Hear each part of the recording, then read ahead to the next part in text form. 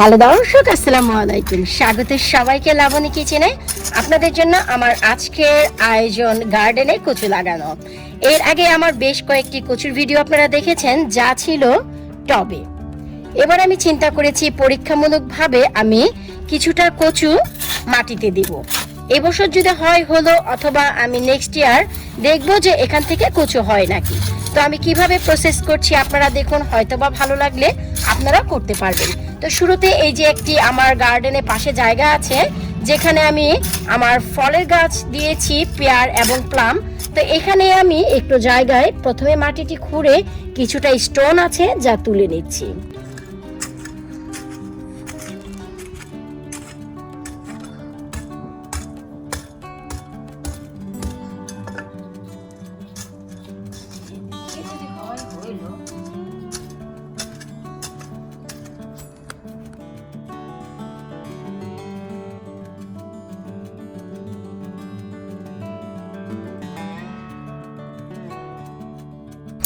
আর বড় বড় যে স্টোন ছিল তা ফেলে দিয়েছি, আর ছোট ছোট কিছু স্টোন আছে তার ফেলছি না, কারণ অনেকক্ষণ যাবত স্টোন বাঁচতে বাঁচতে আর ভালো লাগছে না। তাই ছোট ছোট কিছু আছে যতটা সম্ভব তুলে নেয় ব্যাটার।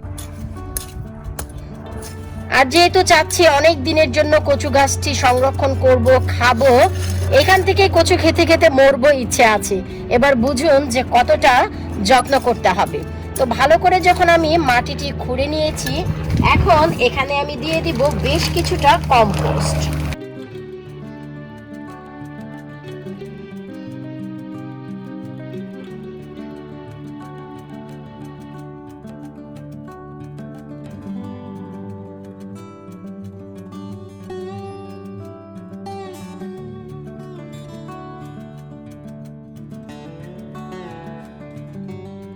কম্পোস্ট মাটির সাথে আমি গার্ডেনের সবগুলো মাটি ভালো করে মিক্স করে নিয়েছি। আর আমি শুরুতেই যে মাটিটি কুপিয়ে নিলাম, সেখানে কিন্তু অলরেডি আমার বোন মিল থেকে শুরু করে প্রসেস মাটিই ছিল, কারণ আমি এখানে আশেপাশে অনেক গাছ দিয়েছি, যে কারণে আমার মাটিটি আগেই প্রসেস ছিল। আমি আবারও নতুন করে মিশিয়ে নিচ্ছি সবকিছু। এখন এই যে আমি যে বড় একটি গর্ত করেছি, দেখুন এখন মাটিগুলো আমি একটি পাশে শুরুতে সরিয়ে নিচ্ছি। এখন দেখুন যে আমি যে কচুগুলো লাগাচ্ছি, আগে শুরুতে আপনাদের তার সাথে পরিচয় করিয়ে নিচ্ছি। আমি খাবারের জন্য বেশ কিছুটা কোকোয়াম, এখানে কচুর মুখী নিয়ে এসেছিলাম। তার মধ্যে বেশ কিছুটা আমি একটি পলিথিনে ঠিক এভাবে বেঁধে দিয়েছিলাম। এই যে দেখুন, পলিথিনে বেঁধে দেওয়ার কারণে ছোট ছোট মুখগুলো বের হয়েছে। এইগুলোই একসময় আপনাকে কচুর রূপ ধারণ করে দিবে। দেখুন এখান থেকে এখনো পর্যন্ত বের হয়নি, কোনো সমস্যা নেই, আমরা তাও লাগিয়ে দিব। দেখুন কত বড় বড় শিকড় হয়ে গেছে।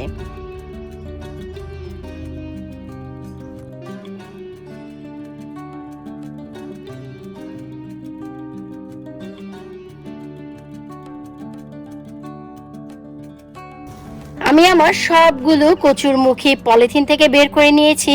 দেখুন কত চমৎকার মুখগুলো বের হয়ে গেছে। এখন এই মুখীগুলোই একসময় গিয়ে দাঁড়াবে কচু।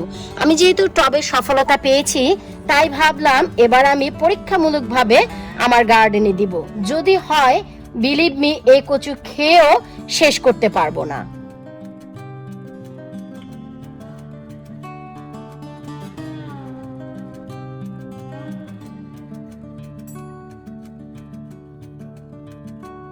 আর এই যে কচুগুলো দূরে দূরে দেওয়ার কোনো প্রয়োজন নেই, ঠিক এভাবে একসাথে দিয়ে রাখতে পারেন, কারণ এর যে রুটগুলো, শিকড়গুলো বিভিন্ন জায়গায় নিজেই ছড়িয়ে যাবে। এখন এর উপর আমি জাস্ট কি করছি, এই যে মাটি যে আমি প্রসেস করলাম, সে মাটি দিয়ে ঢেকে দিচ্ছি। অবশ্যই মেক শিওর একটু বেশি পরিমাণে মাটি আপনাদের এখানে দিতে হবে।